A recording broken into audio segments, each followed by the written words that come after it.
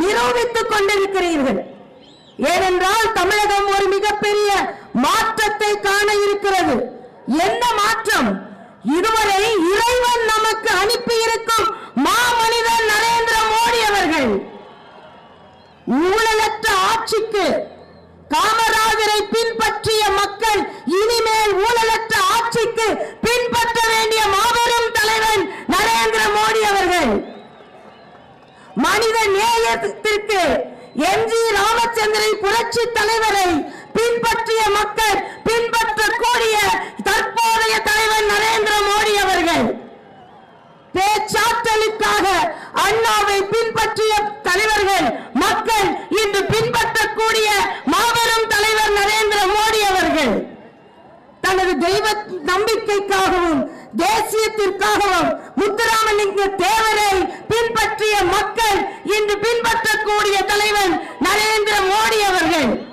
தேசப்பற்றிற்காக கப்பலோட்டிய தமிழனை பின்பற்றிய மக்கள் இன்று ஆராதிக்கக்கூடிய தலைவர் நரேந்திர மோடி அவர்கள். ஒட்டுமொத்தமாக இன்று தமிழகம் ஒரு தலைவரை எதிர்பார்த்திருக்கிறது என்றால் மொத்த உருவமாக இங்கே வந்து அமர்ந்திருக்கிறார் நம் மாபெரும் தலைவர் நரேந்திர மோடி அவர்கள். ஏனென்றால் தமிழகம் எந்தெந்த தலைவர்களை ஆராதித்ததோ அந்த தலைவர்களின் மொத்த உருவமாக இங்கே வீற்றிருக்கிறார் நமது நரேந்திர மோடி அவர்கள். ஏனென்றால் ஏழை பங்காளனை தான் மக்களுக்கு பிடிக்கும். இந்த கோவை பத்திரிகை சகோதரர்கள் நான் ஒன்றை சொல்லிக் கொள்கிறேன். எங்கள் தொண்டர்கள் ஒரு மைதானத்திற்கு வரும் அளவிற்கு சோதனைகள் வேறு கட்சிக்கு கிடையாது. சோதனை மேல் சோதனையை சந்தித்து விட்டுத்தான் எங்களது பாரதிய ஜனதா கட்சியின் தொண்டன் இந்த மைதானத்திற்குள் வந்திருக்கிறான் என்பதை நீங்கள் புரிந்து கொள்ள வேண்டும். வேறு கட்சிக்கு இந்த சோதனை கிடையாது. அதனால் நீங்கள் அந்த சோதனைகளை தாண்டி ஒன்றிரண்டு வழிகள் தான். வேறு கட்சிக்காக இருந்தால் பல வழிகள். ஆனால் பாரதிய ஜனதா கட்சி தொண்டனுக்கு நேர்வழி ஒரே வழி. அந்த வழியை தாண்டி லட்சக்கணக்கான எங்கள் தொண்டர்கள் உள்ளே வர வேண்டும், வந்திருக்கிறார்கள். இன்னும் சொல்ல போனால் பத்திரிகை சகோதரர்களையும் அரசியல் நோக்கர்களையும் மாற்றுக் கட்சி சகோதரர்களும் ஒன்றை நான் சொல்வேன். இந்த கூட்டம் கோவையும் கோவை சுற்றியுள்ள மாவட்டத்தையும் சார்ந்த கூட்டம் என்பதை நான் இங்கே தெளிவுபடுத்துகிறேன். என் கோவை மாவட்ட சகோதரர்கள், என் திருப்பூர் மாவட்ட சகோதரர்கள், என் ஈரோடு மாவட்ட சகோதரர்கள் நிரம்பி வழிகிறது. ஏனென்றால் தமிழகம் முழுவதும் கூடிய கூட்டம் இருந்தால் கூட இந்த அளவிற்கு நிறைவான கூட்டம் இல்லாத கட்சிகள் இருக்கும் பொழுது உண்மையிலேயே தமிழகத்தில் பாரதிய ஜனதா கட்சி எந்த அணியில் இடம்பெறுகிறதோ, எந்த அணியை அமைக்கிறதோ அந்த அணிதான் காவி கொடியை ஜார்ஜ் கோட்டையில் ஏற்ற முடியும் என்ற ஒரு மிகப்பெரிய நம்பிக்கையை நரேந்திர மோடி அவர்கள் நமக்கு ஏற்படுத்தி இருக்கிறார்கள். ஏனென்றால் இந்த கோவையிலே பிள்ளையார் வைக்க வேண்டும் என்றால் இந்த அளவில் வை, இதற்கு மேல் வைக்காது, இந்த கலரில் வை, இந்த உயரத்தில் வை. எல்லாவற்றிற்கும் மேலாக கோவை என் மாநகரம், தமிழகம் என் மாநகரம், மாநிலம். இந்த தெருவில் போகாது என்று சொல்வதற்கு உங்களுக்கு என்ன உரிமை இருக்கிறது? தமிழகத்தில் பாரதிய ஜனதா கட்சி பலம் பொருந்திய கட்சியாக மாறி எங்களுக்கு வேண்டிய பிள்ளையாரை எங்கு வேண்டுமானாலும் வைத்துக் கொள்வோம். எங்களது பிள்ளையாரை எந்த தெருவழியாக கூட எடுத்து செல்வோம். காவிப்படை சகோதரர்களை இனிமேல் அடக்கிவிட முடியாது என்பதை இந்த கூட்டம் நமக்கு உணர்த்திக் கொண்டிருக்கிறது. இனிமேல் எங்கள் கைதான் ஓங்கி இருக்கும். காவிப்படை தளபதிகளை காக்கிகள் நினைத்தால் கூட அடக்கிவிட முடியாது என்பதை இந்த கூட்டம் காண்பித்துக் கொண்டிருக்கிறது. மரியாதைக்குரிய நரேந்திர மோடி அவர்கள் பல திட்டங்களை நமக்கு கொடுத்திருக்கிறார். ஏழைகளுக்கான வங்கி கணக்கு திட்டம். வங்கியில் கேட்பார்கள், நீங்கள் கணக்கு ஆரம்பிக்க சென்றால் கேட்பார்கள், ஆதார் கார்டு எங்கே, அட்ரஸ் கார்டு எங்கே, கேரண்டி கையெழுத்து எங்கே, மரியாதைக்குரிய மோடி சொன்னார், 20 கோடி மக்கள் அல்ல 100 கோடி மக்களுக்கும் கேரண்டி கையெழுத்து இந்த நரேந்திர மோடி என்ற சகோதரன் போடுவார் என்று சொன்னார். இந்த நரேந்திர மோடி என்ற மாபெரும் தலைவரின் கையெழுத்தினால் இன்று பாரத தேசம் முழுவதும் 20 கோடி ஏழைகள் வங்கி கணக்கு ஆரம்பித்திருக்கிறார்கள் என்றால் 1 கோடி வணக்கங்களை இந்த மாமனிதனுக்கு நாம் செலுத்தியாக வேண்டும். எல்லாவற்றிற்கும் மேலாக சென்னை தத்தளித்தது, நாங்கள் உட்பட தத்தளித்தோம். எதையும் பார்க்காமல் அரக்கோணம் வந்து சுற்றி பார்த்து படிகள் ஏறுவதற்கு முன்னால் 1000 கோடியை என் தமிழக மக்களுக்கு கொடுத்துவிட்டு சென்ற தலைவன் இங்கே அமர்ந்திருக்கிறான். எல்லாவற்றிற்கும் மேலாக இன்று மாநில அரசு 5000 ரூபாய் நேரடியாக வங்கி கணக்கில் செலுத்தி இருக்கிறது. சென்ற முறை இதே போல வெள்ளத்திற்காக கொடுக்கப்பட்ட பணத்தில் அந்த வரிசையில் நின்றதற்காக மக்கள் உயிரிழந்தார்கள். ஆனால் 14 லட்சம் மக்களுக்கு நேரடியாக 5000 ரூபாய் வங்கி கணக்கில் ஒரே நாள் செலுத்தப்பட்டிருக்கிறது என்றால் அதற்கு மாபெரும் தலைவர் நரேந்திர மோடி அவர்களின் பேங்க் அக்கவுண்ட் தான் காரணம்.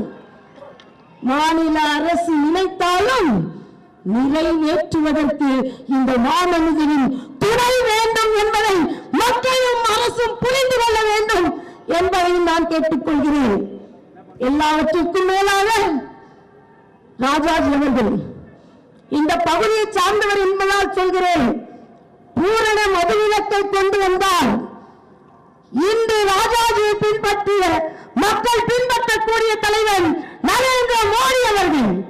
ஏனென்றால் குஜராத்தில் பூரண மதுவிலக்கோடு ஒரு ஆட்சியை நடத்தி காண்பித்தவர். எல்லாவற்றிற்கும் மேலாக இந்த கோவை சகோதரர்கள் அத்தனை பேரையும் நான் உங்கள் பாதங்கள் தொட்டு தலை வணங்கி கேட்டுக்கொள்கிறேன். தமிழகத்தில் வரும் சட்டமன்றத்தில் எனக்கு நம்பிக்கை இருக்கிறது. கோவையும் திருப்பூரிலும் ஈரோடிலும் அதிகமாக சட்டமன்ற உறுப்பினர்கள் கோட்டைக்கு செல்வார்கள். இனிமேல் எந்த அடக்குமுறையும் தமிழக பாரதிய ஜனதா கட்சி தொண்டனை கட்டுப்படுத்தாது என்பதை சொல்லி உண்மையிலேயே மிகுந்த மகிழ்ச்சி. குறுகிய காலத்திற்குள் எல்லாரும் உணர வேண்டும், இந்த கூட்டம் 1 மாதம் திட்டமிடப்பட்டது அல்ல, இந்த கூட்டம் 20 நாள் திட்டமிடப்பட்டது அல்ல, இந்த கூட்டம் ஒரே வாரத்தில் திட்டமிடப்பட்டது. தமிழக அரசியல் கட்சிகளுக்கு சவாலாகவே வைக்கிறேன், யாராவது இந்த சகோதரர்களின் கூட்டத்தை இந்த சகோதரர்களின் கூட்டத்தை கோட்டி காண்பிக்க முடியுமா என்பதுதான் எனது ஒரே கேள்வி. அதனால் வருங்காலம் நம்முடையது. மரியாதைக்குரிய மோடி அவர்கள் வெற்றியின் நாயகன், வெற்றிக்கான வித்திடுவதற்கு இங்கே வந்திருக்கிறார். அதனால் செங்கோட்டையில் மோடி அவர்களின் கையினால் காவிக்கொடி பறப்பதைப் போல ஜார்ஜ் கோட்டையிலும் காவிக்கொடி பறந்தே தீரும் என்று சொல்லி உங்களிடம் விடைபெறுகிறேன். நன்றி, வணக்கம்.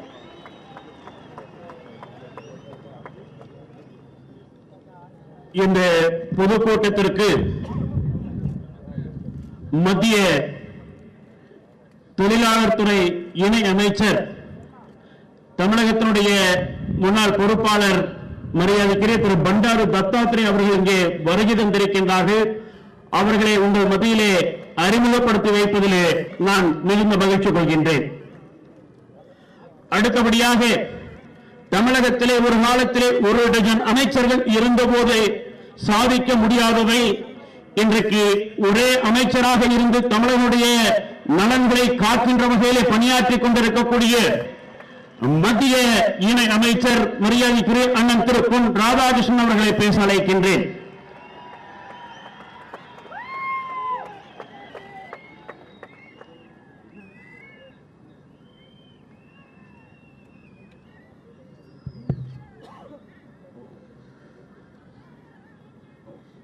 தமிழகத்திற்கு விடுவு காலம் வராதா,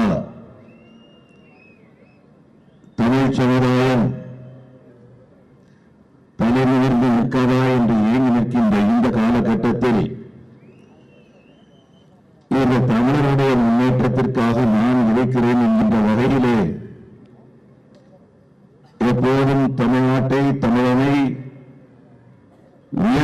மனப்பான்மையோடு ஆட்சி செய்து கொண்டிருக்கின்ற நம்முடைய பிரதமர் மரியாதைக்குரிய நரேந்திர மோடி அவர்களே, இந்த நிகழ்ச்சிக்கு தலைமையேற்று வழிநடத்திக் கொண்டிருக்கின்ற தமிழக பாரதிய ஜனதா கட்சியினுடைய மரியாதைக்குரிய தலைவர் டாக்டர் தமிழிசை சவுந்தரராஜன் அவர்களே, மத்திய அமைச்சர்கள் மரியாதைக்குரிய பிரகாஷ் ஜவடேகர் அவர்களே, மரியாதைக்குரிய பண்டாரு தத்தாத்திரே அவர்களே, மரியாதைக்குரிய அகில இந்திய பொதுச் செயலாளர் முரளிதர ராவ் அவர்களே, மரியாதைக்குரிய அகில இந்திய செயலாளர் ஹெச் ராஜா அவர்களே, அன்பிற்குரிய முன்னாள் பாராளுமன்ற உறுப்பினர் சி.பி. ராதாகிருஷ்ணன் அவர்களே, அன்பிற்குரிய தலைவர் கே. லட்சுமணன் அவர்களே, அன்பிற்குரிய தலைவர் இல கணேசன் அவர்களே, மேடையில் இருக்கின்ற ஏனைய தலைவர்களை வருகை தந்திருக்கின்ற எனதருமை தாமரை சொந்தங்களே, உங்கள் அத்தனை பேருக்கு என்னுடைய சிறந்தாழ்ந்த நன்றி கலந்த வணக்கத்தினை தெரிவித்துக் கொள்கின்றேன். மரியாதைக்குரிய பிரதமர் நரேந்திர மோடி அவர்களுக்கு என்னுடைய நன்றியை முதலிலே தெரிவிக்க நான் கடமைப்பட்டிருக்கின்றேன். இந்த நிகழ்ச்சிக்கு நாம் வருவதற்கு முன்பாக நம்முடைய பிரதமர் நரேந்திர மோடி அவர்கள் மத்திய தொழிலாளர் துறையினுடைய அமைச்சரவைக்கு சொந்தமான தொழிலாளருக்கான மருத்துவமனை மற்றும் கல்லூரியை, ஒரு மருத்துவக் கல்லூரியை, ஏறக்குறைய 600 கோடி ரூபாய் மதிப்புள்ள கல்லூரியை தமிழக அரசாங்கத்திடம் ஒப்படைத்துவிட்டு பிரதமர் நரேந்திர மோடி அவர்கள் இங்கே வருகை தந்திருக்கின்றார்கள். மத்திய அரசாங்கத்தினுடைய ஒரு மருத்துவக் கல்லூரி இன்று தமிழக அரசாங்கத்திற்கு கொடுக்கப்பட்டிருக்கின்றது. பிரதமர் நரேந்திர மோடி அவர்கள் ஆட்சி பொறுப்பு எடுத்த பின்பாக கடந்த ஏறக்குறைய 19 மாதங்களுக்கு உள்ளாக எந்த அரசாங்கமும் சாதித்திராத மிகப்பெரிய சாதனைகளை நிகழ்த்தி காட்டியிருக்கின்றார்கள்.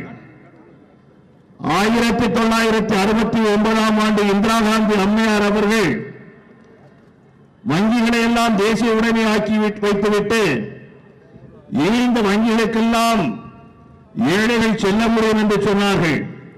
69 துவங்கி 2014ஆம் ஆண்டு வரைக்கும் இந்த நாட்டில் இருந்த மொத்த வங்கி கணக்குகள் மொத்தம் 4 கோடி வங்கி கணக்குகள் மட்டுமே.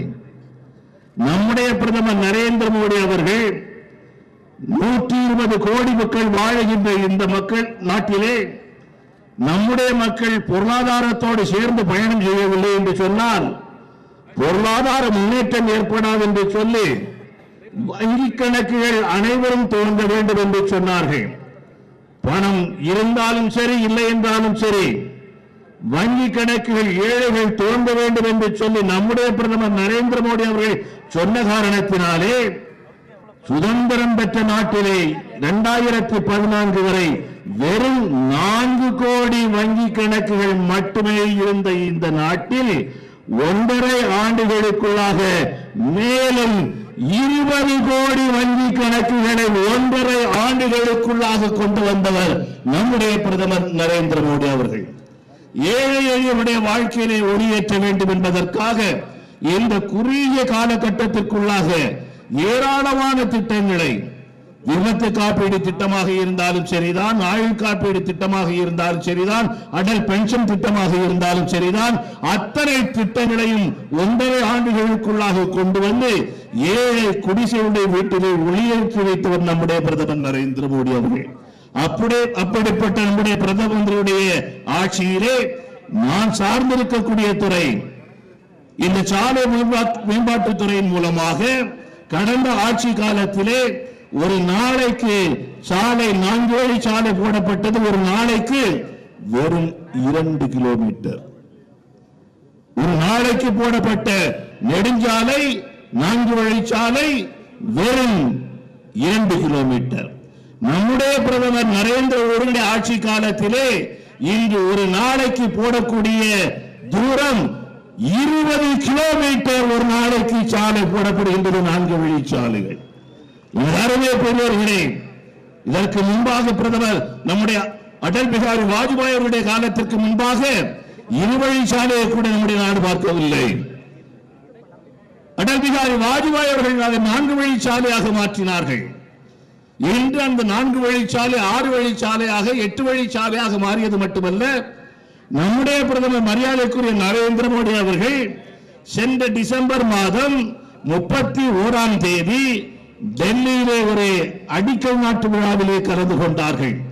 அந்த அடிக்கல் நாட்டு விழாவிலே 14 வழிச்சாலைகளுக்கான அடிக்கல் நாட்டி வைத்தார் நம்முடைய பிரதமர் நரேந்திர மோடி அவர்கள். 4 வழிச்சாலை அல்ல, 6 வழிச்சாலை அல்ல, 8 வழிச்சாலை அல்ல, 14 வழிச்சாலைக்கான அடிக்கல் நாட்டி வைத்தார்கள். எக்ஸ்பிரஸ் ஹைவே அறிமுகப்படுத்தப்பட்டிருக்கிறது. துறைமுகங்கள் நஷ்டத்தில் இயங்கிக் கொண்டிருந்த துறைமுகங்கள் நல்லவருடைய கைப்பட்ட காரணத்தினாலே அனைத்து துறைமுகங்களும் இன்று லாபத்திலே இயங்க ஆரம்பித்திருக்கின்றன. இவையெல்லாம் ஒரு புறத்திலே இருந்து கொண்டிருந்தாலும் இதற்காக எல்லாம் நம்முடைய பிரதமர் நரேந்திர மோடி அவர்களுக்கு நாம் நன்றி தெரிவிப்பதற்கு கடமைப்பட்டிருந்தாலும் கூட மிக முக்கியமான ஒன்றை நான் சொல்ல விரும்புகின்றேன். என் தமிழ் சமுதாயத்தை தூக்கிவிட்ட பெருமைக்கு சொந்தக்காரர் நம்முடைய பிரதமர் நரேந்திர மோடி அவர்களை எவரும் மறந்துவிடக் கூடாது. 2009ஆம் ஆண்டு இலங்கையிலே நம்முடைய தமிழ் சொந்தங்கள் அழிக்கப்பட்டு 150,000 தமிழர்கள் கொல்லப்பட்ட நிலையிலே இது இலங்கை தமிழர்களுக்கு வாழ்வே இல்லை என்று இருந்த நிலைமையிலே நம்முடைய பிரதமர் நரேந்திர மோடி அவர்கள் இலங்கையிலே புதிய அரசாங்கம் வந்த பின்பாக, அங்கு இருக்கக்கூடிய அதிபர் இங்கே வந்த பின்பாக அவர்களிடம் கோரிக்கை வைத்த முதல் கோரிக்கை இலங்கையில் இருக்கக்கூடிய தமிழர்களுக்கு பாதுகாப்பு கொடுக்க வேண்டும், உரிமைகள் கொடுக்கப்பட வேண்டும், அவர்களுக்கு உரிய அந்தஸ்து கொடுக்கப்பட வேண்டும் என்று சொன்னவர் நம்முடைய பிரதமர் நரேந்திர மோடி அவர்கள். நம்முடைய பிரதமர் நரேந்திர மோடி அவர்கள் இலங்கைக்கு சென்ற போது இலங்கையினுடைய மைய மண்டபத்திலும் என்று சொன்னார். இந்த ராஜபக்சே இலங்கையினுடைய மைய மண்டபத்திலே இருந்து தமிழர்களை அழிக்கக்கூடிய நடவடிக்கைகள் எல்லாம் எடுத்துக் கொண்டிருந்தாரோ அந்த மைய மண்டபத்திலே நம்முடைய பிரதமர் நரேந்திர மோடி அவர்கள் இருந்து கொண்டிருந்து சொன்னார், இலங்கையில் இருக்கக்கூடிய தமிழர்களுக்கு உரிமைகள் கொடுக்கப்பட்டாக வேண்டும், இலங்கையில் இருக்கக்கூடிய தமிழர்களுக்கு கௌரவம் கொடுக்கப்பட்டாக வேண்டும் என்று சொன்னவர் நம்முடைய பிரதமர் நரேந்திர மோடி அவர்கள். என் அருமை பெரியவர்களே, இலங்கையில் இருக்கக்கூடிய தமிழர்கள் பாதிக்கப்பட்ட தமிழர்களுடைய பகுதிகளுக்கு இதற்கு முன்பாக எந்த இந்திய பிரதமரும் சென்றதே கிடையாது. பாதிப்புக்கு ஆளான பின்பும் சரி, பாதிப்புக்கு ஆளாவதற்கு முன்பும் சரி எவரும் சென்றது கிடையாது. முதல் முறையாக இலங்கையில் இருக்கக்கூடிய தமிழர்களுடைய பகுதிக்கு சென்ற முதல் இந்திய பிரதமர் நம்முடைய பிரதமர் மரியாதைக்குரிய நரேந்திர மோடி அவர்கள் என்பதை எவரும் மறந்துவிடக் கூடாது. சென்றது மட்டுமல்ல, 50,000 வீடுகள் வீடு இழந்து, நிலம் இழந்து, வாழ்க்கை இழந்து, குடும்பங்களை எல்லாம் இழந்து தவித்துக் கொண்டிருந்த 50,000 தமிழர்களுடைய குடும்பங்களுக்கு 50,000 வீடுகளை வழங்கினார் நம்முடைய பிரதமர் நரேந்திர மோடி அவர்கள். அந்த வீடு புகுந்த விழாவிலே கலந்து கொண்டார். இதெல்லாம் பெருமை தரக்கூடிய விஷயம் அல்ல, அங்கு இருக்கக்கூடிய மக்களுக்கு ஒரு உறுதியை கொடுத்தார். மகிழ்ச்சியோடு சந்தோஷமாக தைரியமாக இருங்கள், இலங்கையில் இருக்கக்கூடிய தமிழர்களுக்கு இந்திய அரசாங்கம் நான் துணையாக இருப்பேன் என்று சொல்லக்கூடிய உறுதிமொழியை நம்முடைய பிரதமர் நரேந்திர மோடி அவர்கள் அங்கு வழங்கினார்கள். ஆகவே அந்த அளவுக்கு தமிழர்களால் அன்பு கொண்டு தமிழுடைய எழுச்சியிலே முக்கியத்துவம் கொடுத்து பணியாற்றி வைக்கின்றார் நம்முடைய பிரதமர் நரேந்திர மோடி அவர்கள். அருமைக்குரிய பெரியவர்களே, நம்முடைய தமிழகத்தைச் சேர்ந்த 5 தமிழர்கள் இலங்கையிலே தூக்கு கயிறை முத்தமிடக்கூடிய சூழ்நிலைகள் இருந்து கொண்டிருந்தன. இலங்கையினுடைய அரசாங்கம் 5 பேருக்கும் தூக்கு மேடையில் மரண தண்டனை வழங்கிவிட்டார்கள்.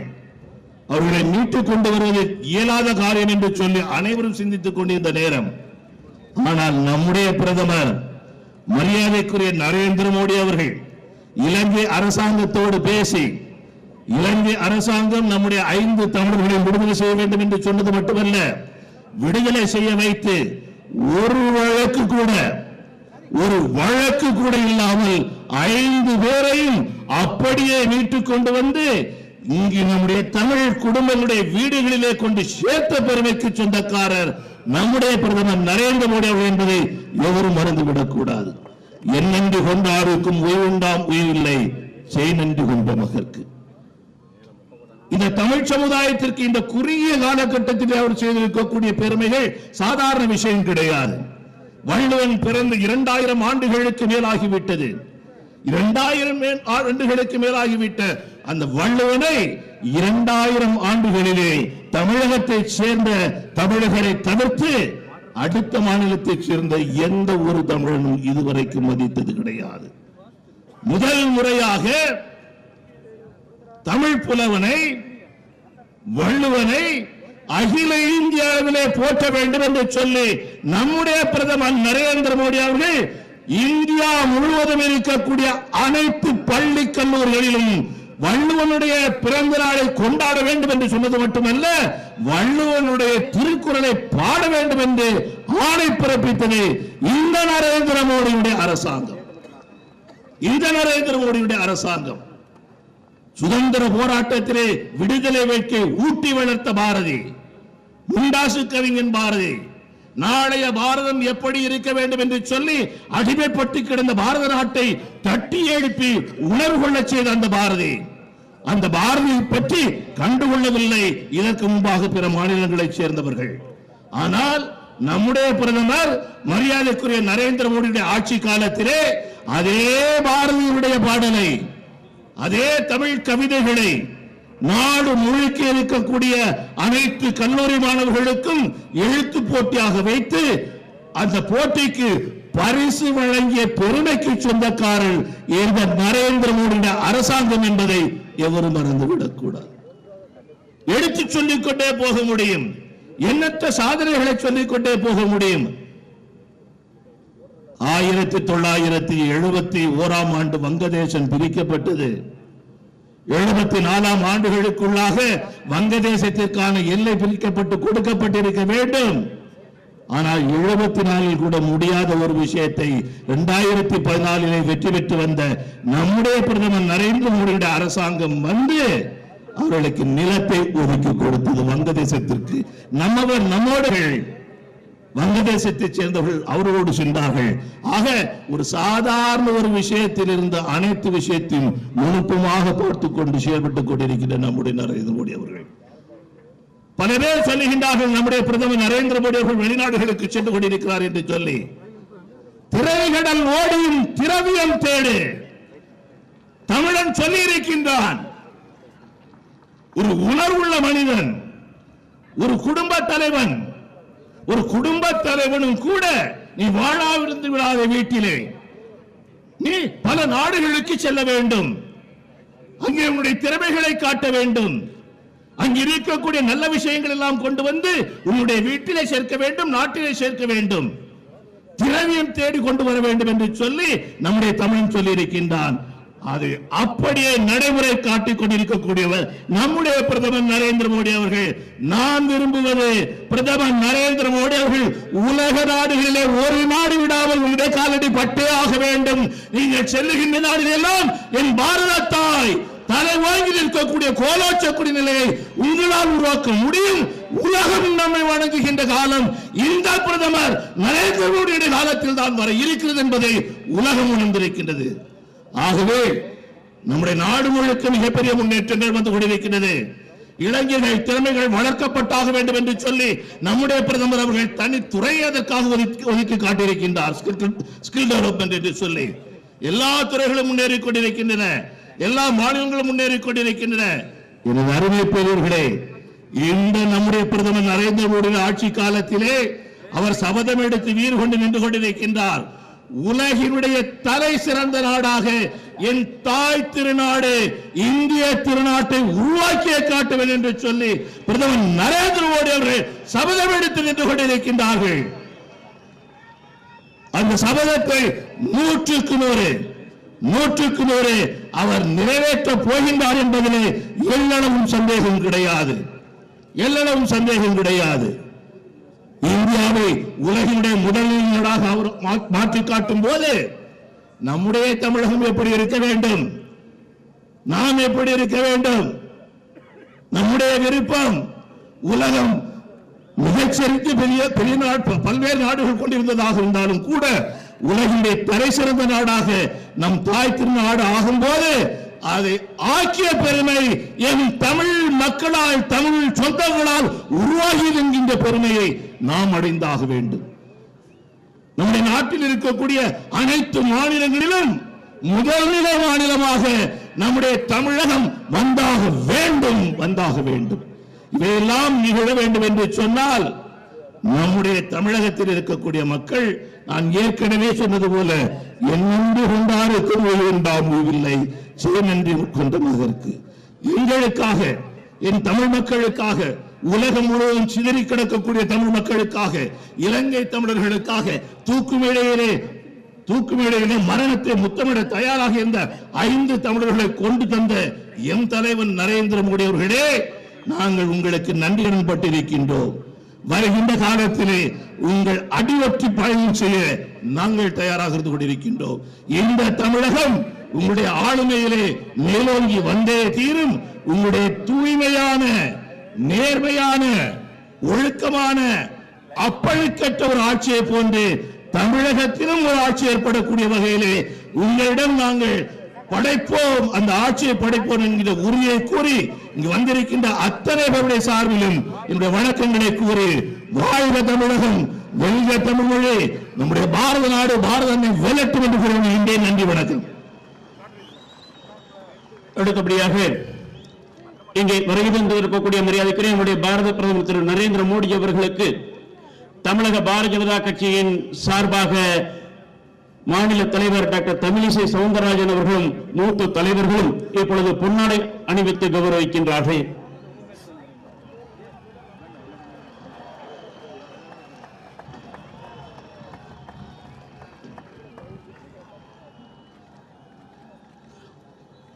கோவை நகர் மாவட்டத்தினுடைய தலைவர் திரு நந்தகுமார் அவர்கள் இப்பொழுது சால்வை அணிவிக்கின்றார்கள்.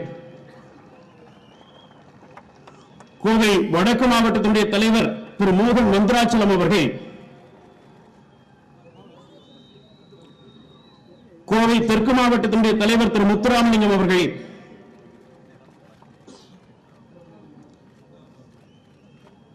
திருப்பூர் மாவட்டத்தினுடைய தலைவர் திரு பாயிண்ட் மணி அவர்கள்,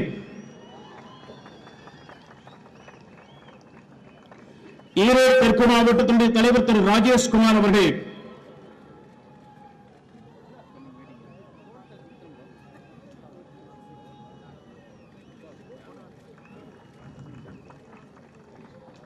ஈரோடு வடக்கு மாவட்டத்தினுடைய தலைவர் திரு மோகன் குமார் அவர்கள்,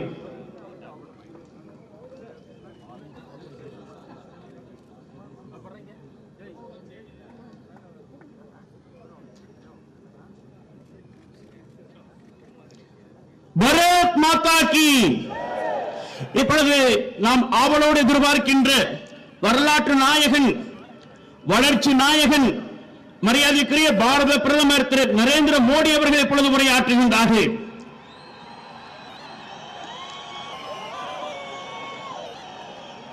அவருடைய உரையினை திரு ஹெச் ராஜா அவர்கள் மொழிபெயர்ப்பு செய்வார்கள்.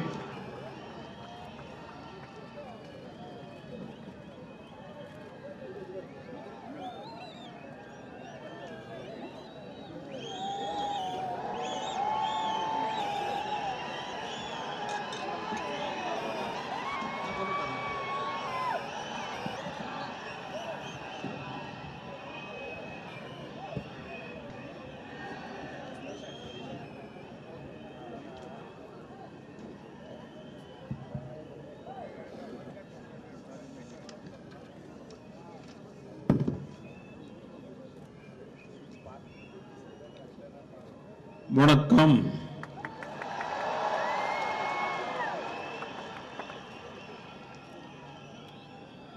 இன்று கோவை மாநகரம் வந்ததில் மகிழ்ச்சி.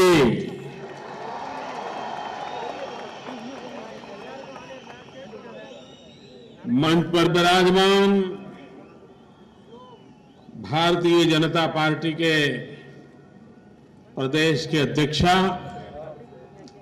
और यहां की जुझारू नेता डॉक्टर तमिलसाई सुंदरराजन जी,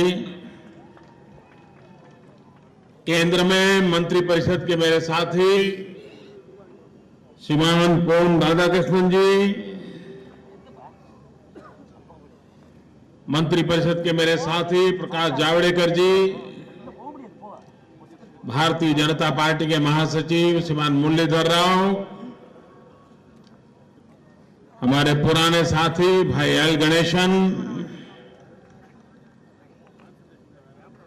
मेरे भाषण का जिनका आपको लाभ मिलने वाला है एच राजा, सीपीआर, मोहन राजुलू, मंच पर विराजमान सभी वरिष्ठ महानुभाव और विशाल संख्या में पधारे हुए मेरे प्यारे भाइयों और बहनों, मैं कल्पना नहीं कर सकता हूं कि इतना बड़ा विशाल जनसागर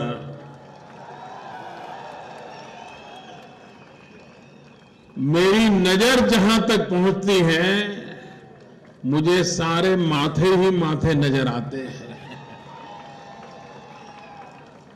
மேடையில் இருக்கின்ற தமிழ்நாடு மாநில தலைவர் திருமதி தமிழிசை சவுந்தரராஜன் அவர்களே, என்னுடைய மந்திரி சபையிலே அமைச்சராக இருக்கின்ற திரு பொன் ராதாகிருஷ்ணன் அவர்களே, திரு பிரகாஷ் ஜாவடேகர் அவர்களே, தேசிய பொதுச் செயலாளர் திரு முரளிதர் ராவ் அவர்களே, என்னுடைய உரையை மொழியாக்கம் செய்கின்ற திரு ராஜா அவர்களே,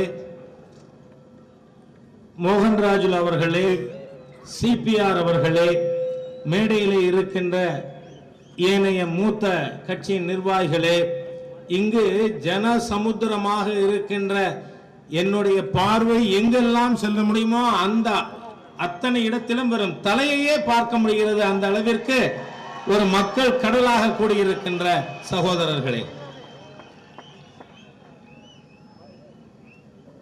कोयम्बतूर हो, इरोड हो, तिरपुर हो, कई वर्षों से मेरा आना जाना रहा है। कार्यकर्ताओं के साथ, यहाँ के लोगों के साथ, यहाँ के समाज जीवन के लोगों के साथ कई बार मिल बैठ करके यहाँ की समस्याओं को जानने का, समझने का प्रयास किया है। जब मैं गुजरात में मुख्यमंत्री भी नहीं था तब भी मैं यहां आया करता था, और आज तमिलनाडु में प्रधानमंत्री बनने के बाद आया तो कई बार मैं, लेकिन सार्वजनिक सभा में बोलने का ये पहला अवसर है।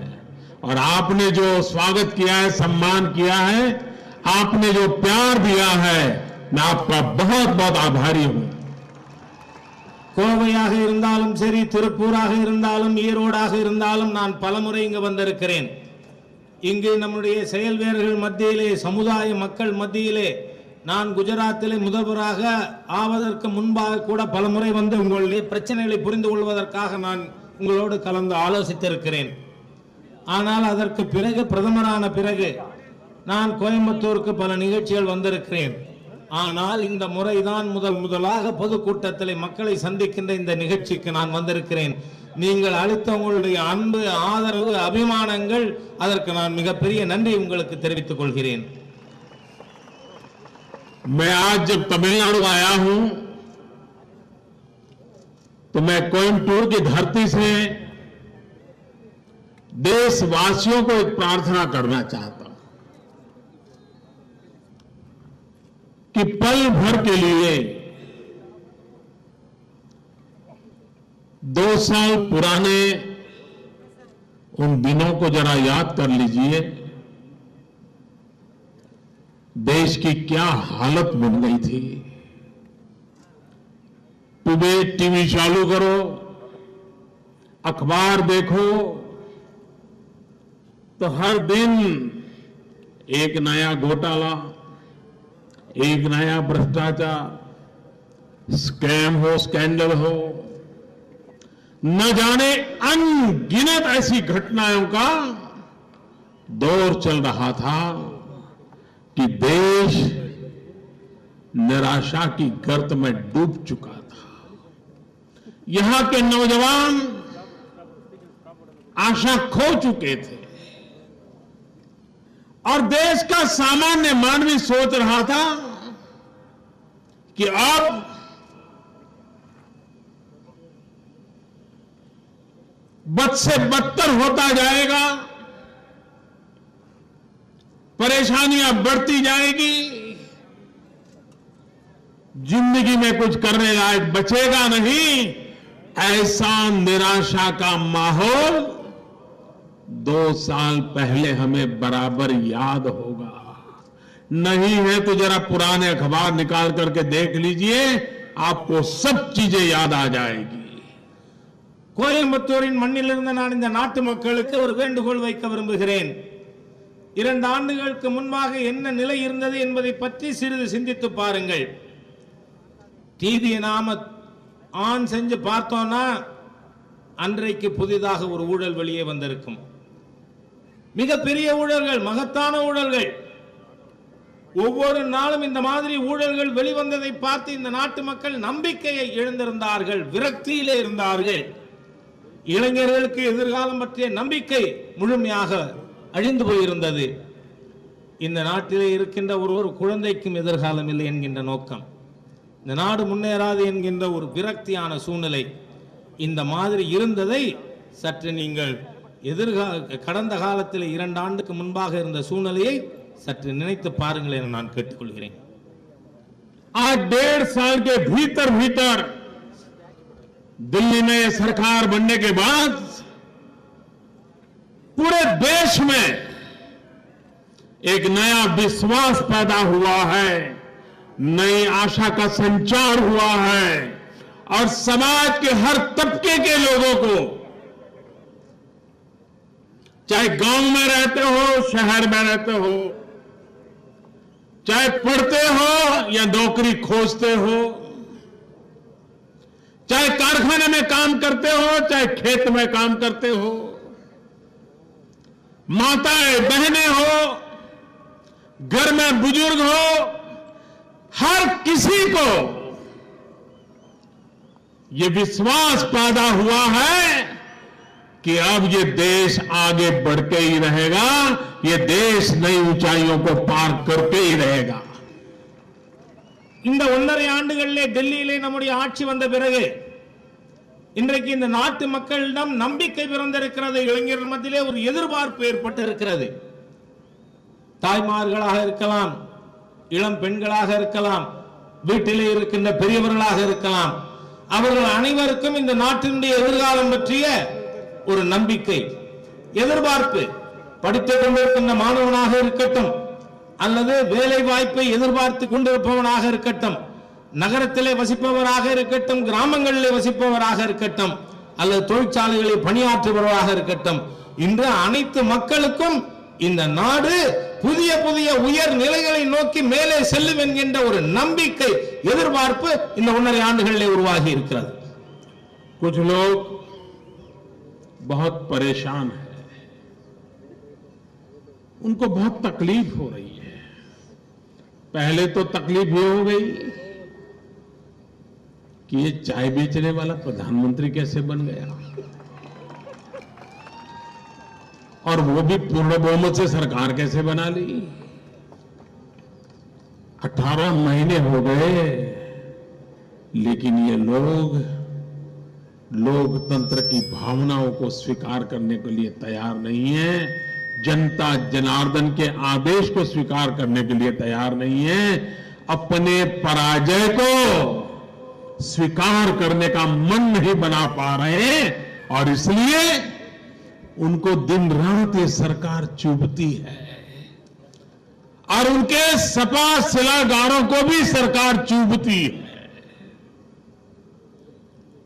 சில பேருக்கு வலிக்கிறது, கவலையாக இருக்கிறது. என்ன கவலை? எப்படிரா ஒரு தேநீர் விட்டுக் கொண்டிருந்த ஒருவன் இங்கு பிரதமராகிவிட்டார், அதிலும் பூரண பெரும்பான்மையோடு. அவர்களால் மக்களுடைய இந்த ஜனநாயக கட்டளையை ஏற்றுக்கொள்ள முடியவில்லை. ஆகவே அவர்களுக்கு வலிக்கிறது, கவலை வருகிறது. அவர்களுடைய தோல்வியை அவர்களால் ஜீரணித்துக் கொள்ள முடியவில்லை. அதனால்தான் இந்த அரசாங்கத்தினுடைய செயல்பாடுகள் ஆகியவற்றை அவர்களால் ஏற்றுக்கொள்ள முடியவில்லை. गरीबों के नाम पर राजनीति करने वाले, पिछड़ों के नाम पर राजनीति करने वाले, वंचितों के नाम पर राजनीति करने वाले इस बात को सहन नहीं कर पा रहे हैं कि कोई गरीब मां का बेटा, कोई पिछड़ा, कोई वंचित ये इस देश की बागडोर संभाले। ये बात उनके गले नहीं उतर रही है, क्योंकि उनको तो गरीबों के नाम पर राजनीति करने के सिवाय कुछ करना नहीं है. ஏழை மக்களின் பெயரிலே அரசியல் நடத்துபவர்கள், பிற்பட்ட மக்களின் பெயரிலே அரசியல் நடத்துபவர்கள், வஞ்சிக்கப்பட்ட மக்களின் பெயரிலே அரசியல் படுபவர்களுக்கு ஒரு ஏழை தாயின் மகன் இந்த நாட்டினுடைய நிர்வாகத்தை நடத்தி கொண்டிருப்பதை அவர்களால் ஜீரணித்துக் கொள்ள முடியவில்லை, ஏற்க முடியவில்லை. ஏனென்று சொன்னால் அவர்கள் இப்பொழுது இந்த நாட்டிலே ஒரு ஏழை தாயினுடைய மகனுடைய நிர்வாகத்தின் மூலம் நமக்கு கிடைப்பதை கண்டு அவர்களுக்கு என்ன கவலை? இதுவரை அவர்கள் ஏழைகள், பிற்பட்டவர்கள் பெயராலே அரசியல் நடத்தினார்கள், அது இனிமே முடியாதுங்கிறதுனால கவலையில் இருக்கிறார். पिछले 1.5 साल में एक भी स्कैंडल नहीं हुआ, एक भी स्कैम नहीं हुआ, कहीं ऐसी कोई आरोप नहीं लगे, तो इन लोगों को परेशानी है कि अब करे क्या इस मोदी का.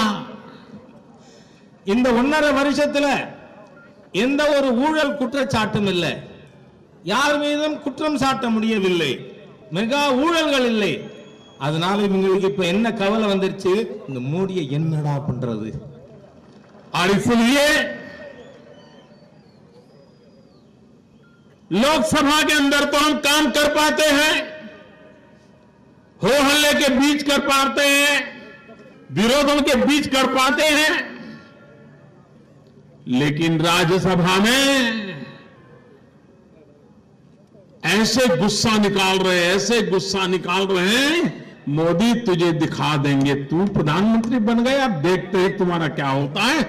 ये क्या लोकतंत्र का तरीका है क्या? गरीबों की भलाई के निर्णय राज्यसभा में अटके पड़े हुए हैं. क्या ये नकारात्मकता, ये विरोधवाद,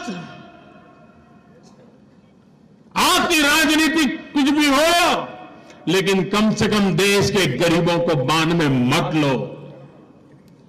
ஆனால் நாம் லோக்சபாவிலே, மக்கள் சபையிலே நம்மால் பணியாற்ற முடிகிறது. கூச்சல் குழப்பங்களுக்கு இடையிலே, இவர்களுடைய விரோதத்திற்கு இடையிலே, எதிர்ப்புக்கு இடையிலே நம்மால் மக்களவையிலே நம்ம நடவடிக்கைகளை மேற்கொள்ள முடிகிறது. ஆனால் இவர்கள் என்ன நினைக்கிறார்கள்?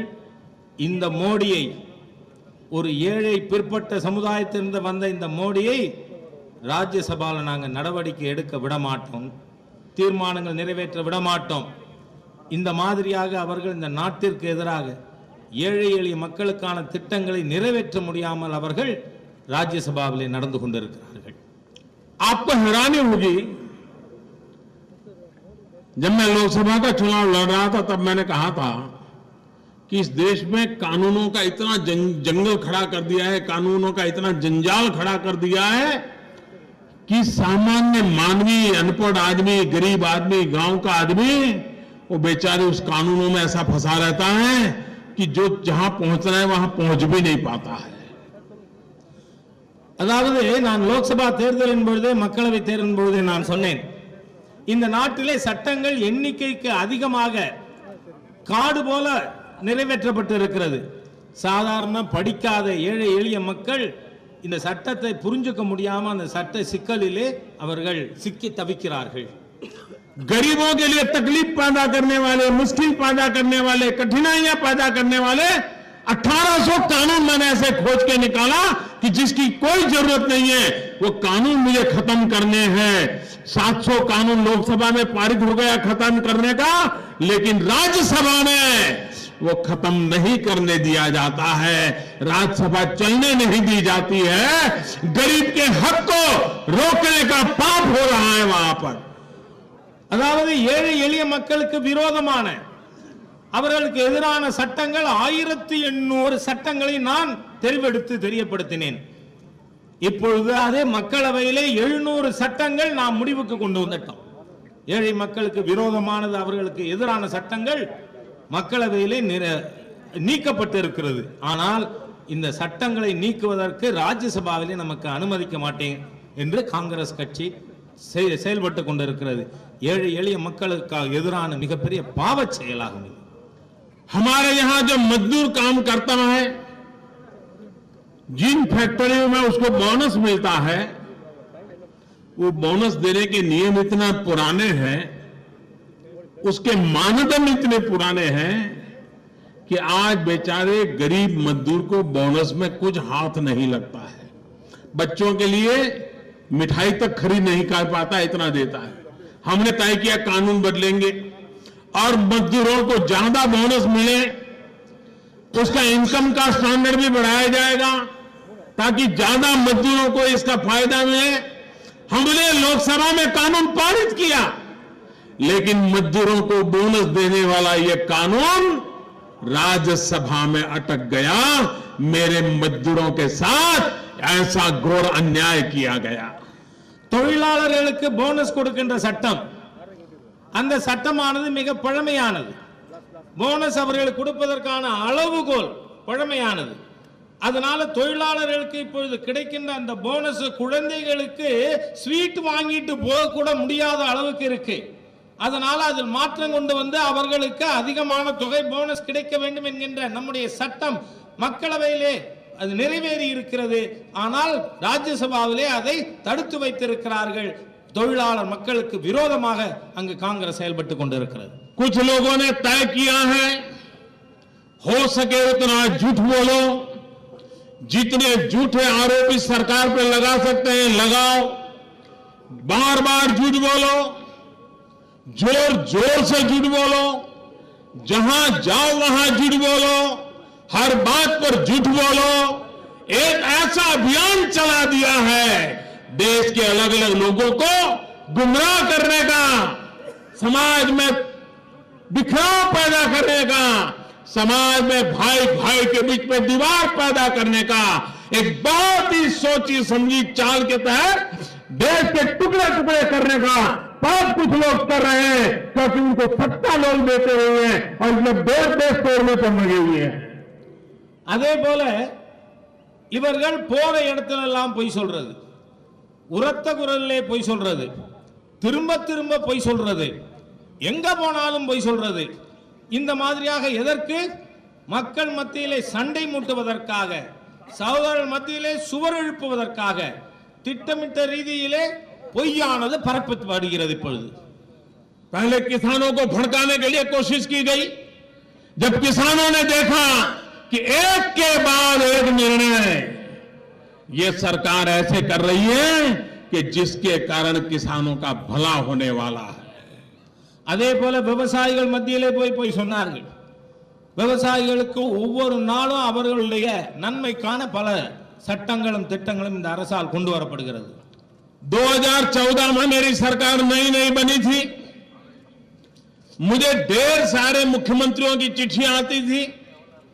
कुछ मुख्यमंत्रियों की 2-2, 4-4, 5-5 चिट्ठियां आती थी और मैं नया प्रधानमंत्री बना था। और चिट्ठी किस बात की आती थी? मुख्यमंत्री मांग करते थे कि हमारे राज्य में किसानों को यूरिया चाहिए, भारत सरकार हमें यूरिया देने का प्रबंध करे। और मुख्यमंत्री गुस्सा व्यक्त करते थे भारत सरकार के प्रति। दूसरी तरफ यूरिया आता था तो काले बाजारी में बिकता था, यूरिया होता था तो कई राज्यों में किसानों को कतार लगानी पड़ती थी और पुलिस को लाठीचार्ज करना पड़ता था। ये जब मैं प्रधानमंत्री बना उसके शुरुआत के दिनों में ये सारी पुरानी जो विरासत थी वो हमारे नसीब में आई थी। 2014 முதலாக நான் அரசு அமைத்த பொழுது பல மாநில முதலமைச்சர்களிடமிருந்து எனக்கு கடிதம் வந்தது. சில முதலமைச்சர்கள் 2 தடவை 4 தடவை 5 தடவை எனக்கு கடிதம் அனுப்பினார்கள். எதற்காக? விவசாயிகளுக்கு யூரியா கிடைக்கல. யூரியா கிடைக்காத காரணத்தால் விவசாயிகள் அது குறைவாக, அதுக்கு டிமாண்ட் அதிகமானதுனால வரிசையில் நிற்கிறான். அதுல தள்ளுமுள்ளு, போலீஸ் லாட்டி சார்ஜ் பண்ணுது. இந்த மாதிரியாக மத்திய அரசாங்கத்தின் மீது கோபத்தோடு முதலமைச்சர்கள் அனைவரும் கடிதம் எழுதினார்கள். मेरे किसान भाइयों बहनों, ये 2015 का वर्ष ऐसा गया, किसी मुख्यमंत्री को भारत सरकार को यूरिया मांगने के लिए चिट्ठी नहीं लिखनी पड़ी। इस देश में कहीं पर भी यूरिया लेने के लिए गए हुए किसानों पर लाठीचार्ज नहीं हुआ। इस देश के किसी किसान को यूरिया काले बाजारी में खरीदना नहीं पड़ा, क्योंकि पहली बार हिंदुस्तान आजाद होने के बाद पहली बार सबसे ज्यादा यूरिया फर्टिलाइजर का उत्पादन ये 2015 में हुआ।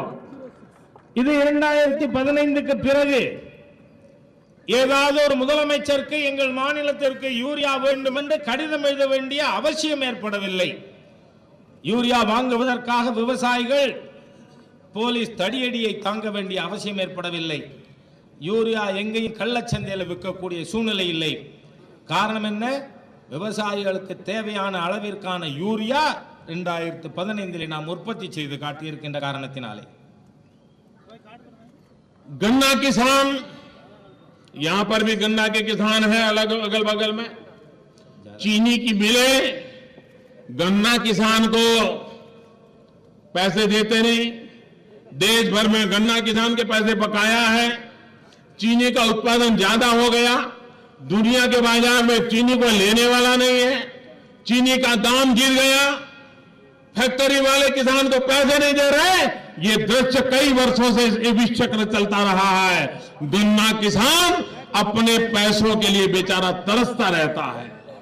அதே போல கரும்பு உற்பத்தி செய்கின்ற விவசாயிகள், இங்கேயும் கூட கரும்பு உற்பத்தி செய்கின்ற விவசாயிகள் பலர் இருப்பீர்கள். அவர்களுக்கு சர்க்கரை உற்பத்தி அதிகமாய் அதனுடைய விலை குறைந்த காரணத்தினால தொழிற்சாலைகள் கரும்புக்கு விலை கொடுக்கவில்லை. அவர்களுக்கு நிலுவைத் தொகை இருந்தது. ஆனால் இந்த ஆண்டு எங்காவது விவசாயிக்கு தொழிற்சாலை கரும்புக்கு நிலுவைத் தொகை இருக்கிறது என்கின்ற ஒரு குற்றச்சாட்டு வந்திருக்கிறதா? इतना ही नहीं, इन गन्ना किसानों की मदद करने के लिए भारत सरकार ने 6000 करोड़ रुपए का पैकेज दिया, लेकिन हमने तय किया कि हम चीनी मालिकों को ये पैसे नहीं देंगे। हम जनधन अकाउंट में किसान के खाते में सीधे पैसा जमा करवाएंगे और आज देश में पहली बार किसानों को डायरेक्ट पैसे देने की हमने व्यवस्था करवाई। அது மாத்திரமல்ல, மத்திய அரசாங்கம் 6000 கோடி ரூபாய் இந்த விவசாயிக்கு இருக்கின்ற நிலுவைத் தொகை கொடுப்பதற்காக முடிவு செய்தோம். ஆனால் இந்த பணத்தை மில்லு முதலாளிகளுக்கு கொடுக்க மாட்டோம். பிரதான் மந்திரி ஜன்தன் யோஜனா வங்கி கணக்கில் விவசாயிக்கு நேரடியாக இந்த 6000 கோடியை கொடுப்போம்னு சுதந்திர இந்தியாவில் முதலாக விவசாயிக்கு அவனுடைய கரும்பின் நிலுவைத் தொகையை நேரடியாக கொடுப்பதற்கான ஒரு திட்டத்தை நாம் நிறைவேற்றி இருக்கிறோம். इतना ही नहीं, हमें एक्सपोर्ट पॉलिसी में बदलाव किया। हमने रॉ शुगर के लिए नए नियम बनाए। हमने इंपोर्ट के ऊपर कड़क प्रतिबंध लगाने की व्यवस्था की। इन सब का परिणाम ये आया कि आज हम किसान को मदद कर सके इस स्थिति में पहुंच गए। அதே போல சர்க்கரைக்கான ஏற்றுமதி இறக்குமதி விதிகளில் நாம் மாற்றம் கொண்டு வந்தோம். இறக்குமதிக்கான எக்ஸைஸ் டியூட்டி அதை நாம் அதிகப்படுத்தின காரணத்தினால சர்க்கரைக்கு இங்கு விலை கிடைப்பதற்கு ஏற்பாடு செய்தோம். அதனால விவசாயிகள், கரும்பு உற்பத்தி செய்த விவசாயிகள் பலன் அடைந்திருக்கிறார்கள். सबसे बड़ा निर्णय किया बायोफ्यूल का, इथेनॉल बनाने का निर्णय किया और वो पेट्रोल के अंदर डीजल में मिक्स करने की दिशा में आगे बढ़े और आज शुगर फैक्ट्रियों में से इथेनॉल बनता है। उसके कारण जो किसान बेचारा शुगर केन पैदा करता था, उसको जो कठिनाई होती थी, उसको मुक्ति मिल जाए, ऐसा एक लंबे अरसे को फायदा होने वाला इस सरकार ने निर्णय किया। அது மட்டுமல்ல, கரும்பு உற்பத்தி செய்கின்ற விவசாயிகளுடைய பிரச்சனைக்கு நீண்ட நாள் தீர்வு காண்பதற்காக பயோஃபியூவல் எரிசக்திக்கு எத்தனால் உற்பத்தி செய்வதற்காக நாம் சர்க்கரை உற்பத்தி செய்கின்ற தொழிற்சாலைகளுக்கு அனுமதி கொடுத்தோம். அதனால டீசல்ல பெட்ரோல்ல எத்தனால் கலக்கின்ற முறையை கொண்டு வந்த காரணத்தினால் இன்று கரும்பு உற்பத்தி செய்கின்ற விவசாயிகளுடைய பிரச்சனை குறைய துவங்கி இருக்கிறது. इस देश में पल्सीज दाल वगैरह उसकी खेती किसान कम कर रहा था. ज्यादा से ज्यादा गेहूं और चावल तक जाता था क्योंकि एमएसपी में उसको पैसा मिलना तय होता था. देश को दाल की जरूरत थी, पल्सीज की जरूरत थी. गरीब आदमी को खाने के लिए दाल चाहिए. अगर उसके शरीर में प्रोटीन चाहिए तो उसके लिए दाल खाना जरूरी है. सरकार ने एक बहुत बड़ा निर्णय किया, गरीबों के लिए किया, किसानों के लिए किया कि अब पल्सीज में भी एमएसपी रहेगा, मिनिमम सपोर्ट प्राइस रहेगी. इतना ही नहीं, उसको परचेज करने का काम सरकार ने किया और इसके कारण पहली बार देश का किसान अब पल्सीज की खेती में आगे बढ़ रहा है. और आने वाले दिनों में देश को जिस प्रकार के पल्सीज की जरूरत है, उस पल्सीज की रिक्वायरमेंट मेरे देश का किसान पूरी करने के लिए तैयारी कर रहा है. அதே போல தானியங்களும் பருப்பு வகைகளும் உற்பத்தி செய்வது குறைந்தது. காரணம் என்னவென்று சொன்னால், நெல்லுக்கும் கோதுமைக்கும் குறைந்தபட்ச ஆதரவு விலை கிடைக்கிறது. அதனால விவசாயிகள் அதிகபட்சமாக நெல்லு, கோதுமை இதை விவசாயம் செய்வதற்கு ஆர்வம் காட்டினார்கள். அதனால பருப்பு வகைகள், தானியங்கள் உற்பத்தி குறைந்தது. ஆனால் உடம்புல புரோட்டீன் சத்து நமக்கு தேவை என்று சொன்னால் தானியங்களும் பருப்பு வகைகளும் உற்பத்தி செய்ய வேண்டியது அவசியம். ஆகவே முதலாக நம்முடைய அரசு தானியங்களுக்கும் பருப்பு வகைகளுக்கும் கூட குறைந்தபட்ச ஆதரவு விலை அறிவித்திருக்கிறோம். ஆகவே விவசாயிகள் இனிமேல் தானியங்கள், பருப்பு வகைகள் உற்பத்தி செய்வதிலே கவனம் செலுத்தும் சூழ்நிலை ஏற்பட்டிருக்கிறது. पहले कोई प्राकृतिक आपदा होती थी तो किसान को मुआवजा मिलने में दिक्कत होती थी. नियम इतने पुराने थे कि किसान के हाथ कुछ लगता नहीं था. हमारी सरकार आने के बाद प्राकृतिक आपदा में किसानों को मदद करने के सारे नियम बदला दिए और पूरे हिंदुस्तान के किसानों ने दिल्ली में बैठी हुई सरकार की तारीफ की कि प्राकृतिक संपदा में अब टिकने की ताकत हमको सरकार ने दी है. अब मुसीबतों से जल लड़ने के लिए हम तैयार हो गए. क्रॉप अगर नुकसान होता है, अगर बाढ़ आ गई, ओले गिर गए, விவசாயிகளுக்கு இயற்கை சீற்றத்தால் ஏற்படுகின்ற நஷ்டத்தினை ஈடு செய்வதற்காக புதிய திட்டத்தை நாம் கொண்டு வந்திருக்கிறோம். இனிமேல் இயற்கை சீற்றத்தால், வெள்ளத்தாலே, பஞ்சத்தாலே விவசாயிக்கு ஏதாவது இழப்பு ஏற்படுமானால் அதனை ஈடு செய்வதற்கான முயற்சிகளை மத்திய அரசாங்கம் மேற்கொண்டிருக்கிறது. हमारे देश का किसान क्रॉप इंश्योरेंस में कभी जुड़ना नहीं चाहता था. इतनी सरकारें आई, इतने क्रॉप इंश्योरेंस की योजनाएं आई, 20% से ज्यादा देश का किसान क्रॉप इंश्योरेंस नहीं करवाता था क्योंकि इंश्योरेंस के नियमों में गड़बड़े थी.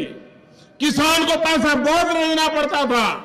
हमने इस बार इतना बड़ा महत्वपूर्ण निर्णय किया है कि किसान सिर्फ 2%, 1.5% में अपना इंश्योरेंस ले सकता है. और मैं चाहता हूं कि जो भी मेरी बात सुनते हैं, किसानों की मदद करने के लिए, किसानों को इंश्योरेंस लेने के लिए प्रेरित कीजिए. उसकी जिंदगी में कभी कोई संकट आएगा तो सरकार उसके साथ पूरी तरह खड़ी रहेगी. இதே போல பயிர் காப்பீடு திட்டம், பல்வேறு பயிர் காப்பீடு திட்டங்கள் அறிவிக்கப்பட்டிருந்தாலும் 20% விவசாயிகள் தான் பயிர் காப்பீடு திட்டத்தை மேற்கொண்டார்கள். அதற்கு காரணம் என்ன? அதற்கான தொகை, பிரீமியம் தொகை அதிகமாக இருந்தது. அதுல சட்ட திட்டங்கள் கடுமையாக இருந்தன. ஆகவே இந்த அரசாங்கம் இப்பொழுது புதிய பயிர் காப்பீடு திட்டம் அறிவித்திருக்கிறது. 2%, 2.5% மாத்திரம் பிரீமியம் கட்டினா போதும், விவசாயிக்கு பயிர் காப்பீடு திட்டமானது அமல்படுத்தப்படும். ஆகவே இனிமேல் விவசாயிகள் பயிர் இழப்பின் மூலமாக அவர்கள் கஷ்டப்படுகின்ற சூழ்நிலை இருக்காது. இந்த அரசாங்கம் என் கஷ்டத்தை போக்கும் என்கின்ற ஒரு நம்பிக்கை அவர்களுக்கு வந்திருக்கிறது. இங்கு வந்திருக்கிற உங்களிடம் கேட்கிறேன், விவசாயிகளிடம் போய் இந்த திட்டத்தை சொல்லுங்கள். 60 साल में जो किसानों को नहीं मिला था वो 16 महीने के भीतर भीतर किसानों को मिल गया और उसके कारण कुछ लोगों की नींद उड़ गई है, उनको लग रहा है ये मोदी का क्या करे, ये तो किसानों की सेवा में लग गया, इसके कारण उनको नींद नहीं आती है। 60 ஆண்டுகளாக விவசாயிகளுக்கு கிடைக்காத திட்டங்கள் இந்த 16 மாதத்திலே கிடைத்திருக்கிறது. அதனால ரொம்ப பேருக்கு தூக்கம் போச்சு. விவசாயிகளின் நலன்களில் ஈடுபடுகின்ற இந்த மோதியை நாம என்ன பண்றது? अब उन्होंने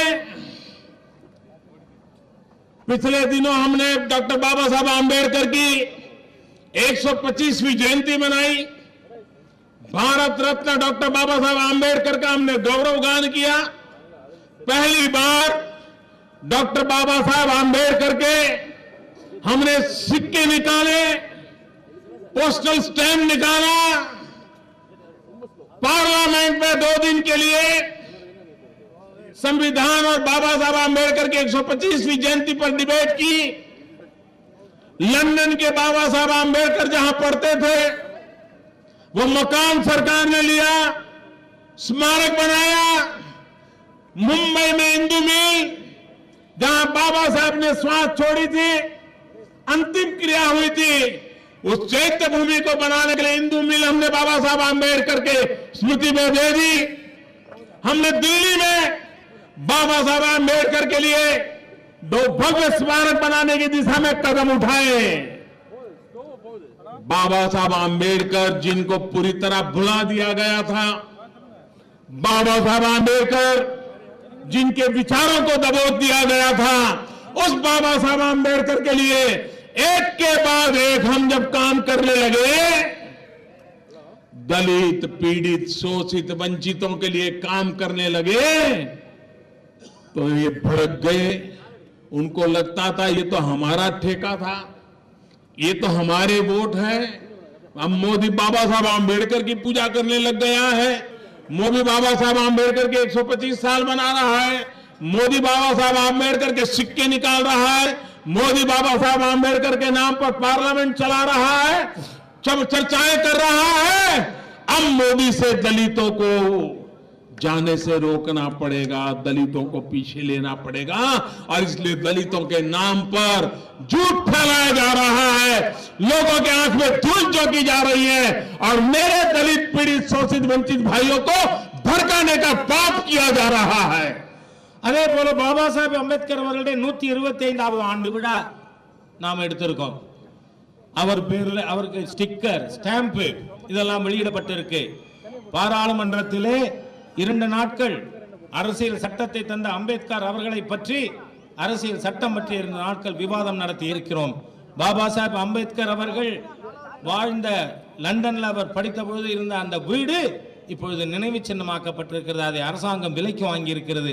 அதே போல மும்பையிலே எந்த இடத்திலே அவர் இறுதி மூச்சை விட்டாரோ அந்த இடத்திலே அவருக்கு நினைவு சின்னம் கட்டுவதற்கான முயற்சி மேற்கொண்டு இருக்கிறோம். இந்த மாதிரியாக பாபா சாஹேப் அம்பேத்கர் அவர்களுடைய நினைவுகளுக்காக அதை யாரெல்லாம் மறந்து போயிருந்தார்களோ அவர்களுக்கு முன்னால் நாம் இது அனைத்தையும் செய்யும் பொழுது அவர்களுக்கு இப்பொழுது கவலை வந்திருக்கிறது. இது தலித் மக்களுடைய ஓட்டு வங்கிக்கு நம்ம தானே முழு கான்ட்ராக்ட். இப்ப மோடி அவர்கள் அவர் ஆட்சியில் 125வது ஆண்டு விழா நடக்கிறது, பாராளுமன்றத்தில் விவாதம் நடக்கிறது, அவர் வாழ்ந்த வீடுகள் நினைவு சின்னமாக மாறி இருக்கிறது என்று சொன்னால் தலித் மக்கள் மோடியின் பின்னால் போனா நமக்கு என்ன ஆகும்?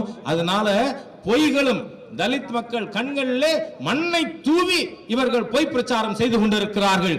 எப்படியாவது தலித் மக்கள் மோடி அவர்கள் பக்கம் போகாமல் நாம் தடுக்க வேண்டும் என்பதற்காக दलितों, पीड़ितों, शोषितों, वंचितों उनको भड़काने के लिए झूठ फैलाया जा रहा है कि मोदी रिजर्वेशन खत्म कर देने वाला है।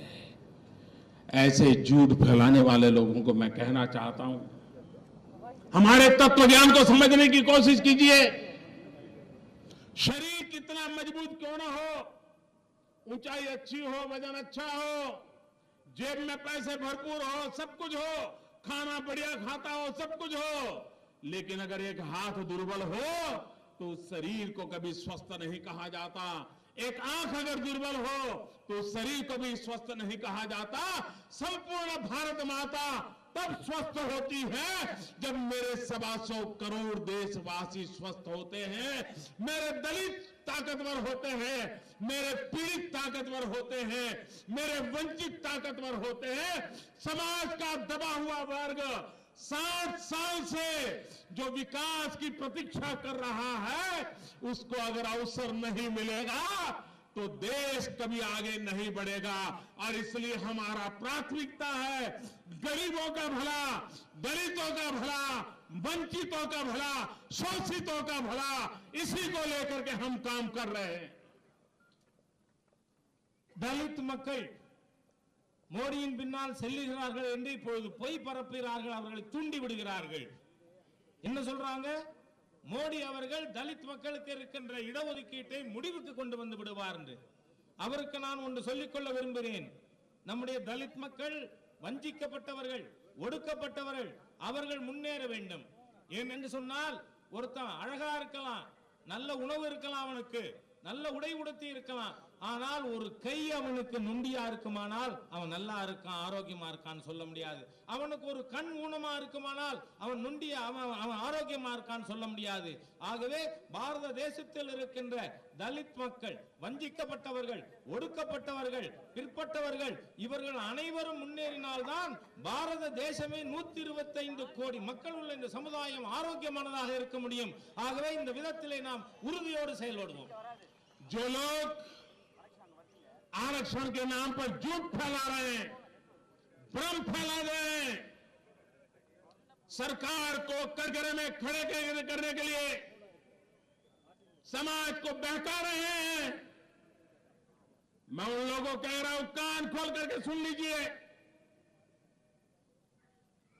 जब तक बाबा साहब आंबेडकर का नाम रहेगा, इस देश में कोई किसी की अनामत नहीं हटा सकता, कोई रिजर्वेशन नहीं हटा सकता। बाबा साहब आंबेडकर की अमरता से जुड़ा हुआ है और इस पर कोई हाथ नहीं लगा पाएगा। ये मैं देशवासियों को विश्वास दिलाना चाहता हूं। தலித் மக்களை தூண்டிவிட்டு அரசாங்கத்திற்கு எப்படியாவது பிரச்சனை உருவாக்க வேண்டும் என்கின்ற நோக்கத்தோடு சிலர் செயல்பட்டுக் கொண்டிருக்கிறார்கள். அவர்களுக்கு சொல்லுகிறேன், நான் காதை நீட்டி வைத்துக் கொண்டு கேளுங்கள், உங்கள் காதை தீட்டிக் கொண்டு. பாபா சாஹிப் அம்பேத்கர் அவர்களுடைய பெயர் இருக்கின்ற வரை தலித் மக்களுக்கு எந்த விதமான வஞ்சனையும் யாரும் செய்ய மாட்டார்கள். இடஒதுக்கீடு என்பது இருக்கும் என்பதை நான் இங்கே உறுதிப்படுத்துகிறேன். भाइयों बहनों, देश को आगे बढ़ना है तो देश में एकता चाहिए, सद्भावना चाहिए, शांति चाहिए। यही राजमार्ग है जो विकास की नई ऊंचाइयों को पार करने के लिए इसकी पहली शर्त होता है। சகோதரர்களே, சகோதரிகளே, இந்த நாடு முன்னேற வேண்டுமானால் தேசத்தில் ஒற்றுமை இருக்க வேண்டும், நல்லிணக்கம் இருக்க வேண்டும், அமைதி இருக்க வேண்டும். ஆகவே பல உயரங்களை இந்த நாடு அடைய வேண்டும் என்று சொன்னால் அதற்கான தேவைகள், சவால்கள் इவை.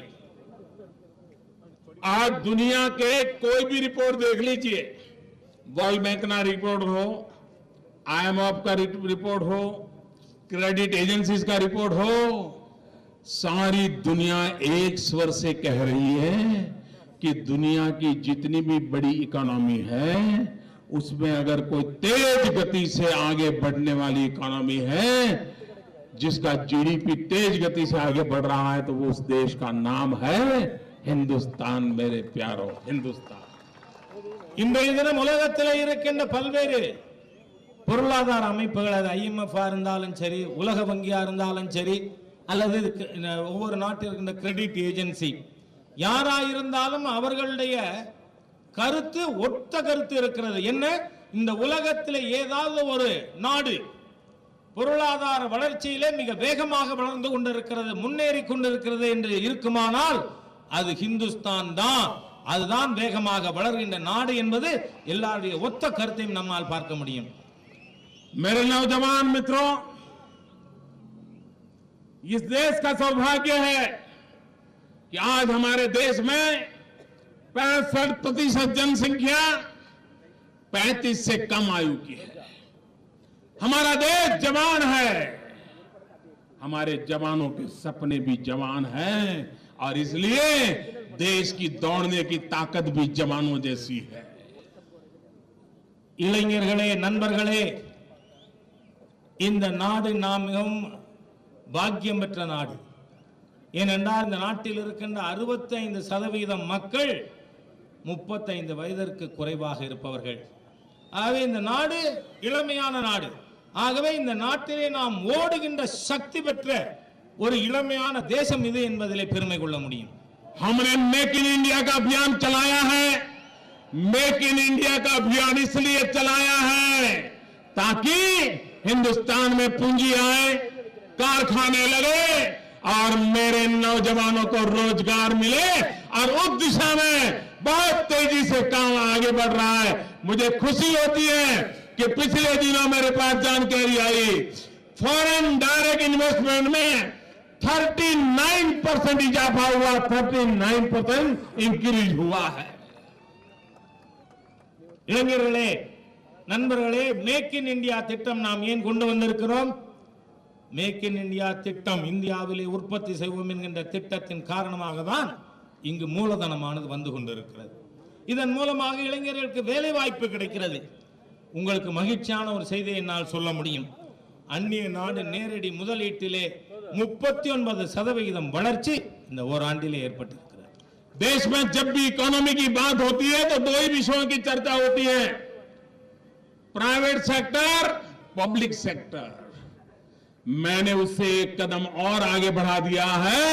यह देश प्राइवेट सेक्टर अपना काम करेंगे, पब्लिक सेक्टर अपना काम करेंगे। देश की ताकत तो पर्सनल सेक्टर में है और मेरी सरकार पर्सनल सेक्टर को बढ़ावा देना चाहती है। एक एक व्यक्ति को एंटरप्रेन्योर बनाना चाहती है। जॉब सीकर नहीं, जॉब क्रिएटर बने, ऐसे नौजवान मैं करना चाहता हूं तैयार। உலகம் முழுவதும் இருக்கின்ற நாடுகளிலே பொருளாதார வளர்ச்சி பற்றி பேசுவதென்றால் 2 விஷயத்தை பேசுகிறார்கள். ஒன்று பொதுத்துறை, இன்னொன்று தனியார் துறை. ஆனால் இந்த 2 தவிர 3வது துறை ஒன்றைத்தான் நான் கவனிக்கிறேன். அது தனி மனிதன் துறை. தனி மனிதன் பொருளாதார முன்னேற்றம் பெற வேண்டும். இளைஞர்கள் வேலை தேடுபவர்களாக இருக்கக்கூடாது, அவர்கள் வேலை உருவாக்குபவர்களாக இருக்க வேண்டும்.